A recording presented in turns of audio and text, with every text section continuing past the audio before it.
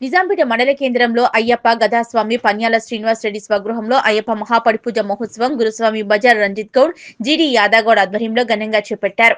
అయ్యప్ప స్వాముల భజన సంకీర్తనల మధ్య స్వామివారికి ధూపదీప నైవేద్యాలు సమర్పించారు. అనంతరం అయ్యప్ప మాలాధారణ అన్న ప్రసాదాన్ని స్వీకరించారు.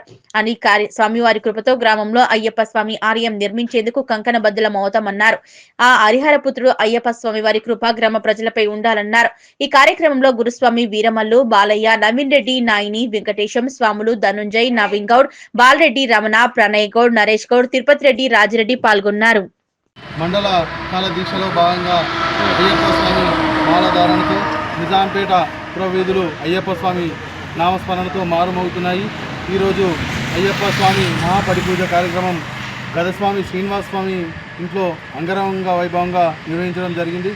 ఆ స్వామివారి కృపతో నిజాంపేట గ్రామ ప్రజలు సుఖ సంతోషాలతో ఉండాలని, ఆ స్వామివారి కృప ఎల్లవేళలా అందరిపై ఉండాలని మేము ఏదైతే సంకల్పంతో ఈ ఆలయ నిర్మాణానికైతే మేము ఒక సంకల్పం పెట్టుకున్నామో ఆ స్వామి కృపతో ఆ ఆలయ నిర్మాణం తొందరగా జరగాలని దేవదేవుని వేడుకుంటూ స్వామియే శరణమయ్య. ఈరోజు నిజాంపేట మండల కేంద్రంలో సుమారు 50 పైచీలకు మంది అయ్యప్ప మాలధారులై ఆ హరిహరపుత్ర అయ్యప్ప సేవలో పాల్గొన్నందుకు భాగస్వామైనందుకు మాకు ఎంతో ఆనందంగా ఉన్నది. మా జన్మ సుదృఢంగా ఉన్నది. ఇంకో విషయము సంకల్పం సాధన నిజాంపేట మండల కేంద్రం నుండి మండల కేంద్రంలో ఉన్న దాదాపు 50 మండల కేంద్రంలో 50 మంది మండల వ్యాప్తంగా సుమారు 200 మంది అయ్యప్ప స్వాములము సంకల్పం సాధన అనే విషయం అనేది మేము ముందుకు తీసుకొస్తున్నాము.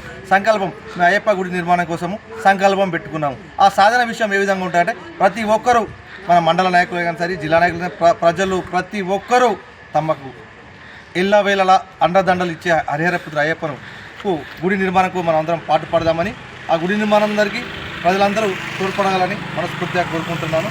స్వామియే శరణమయ్య.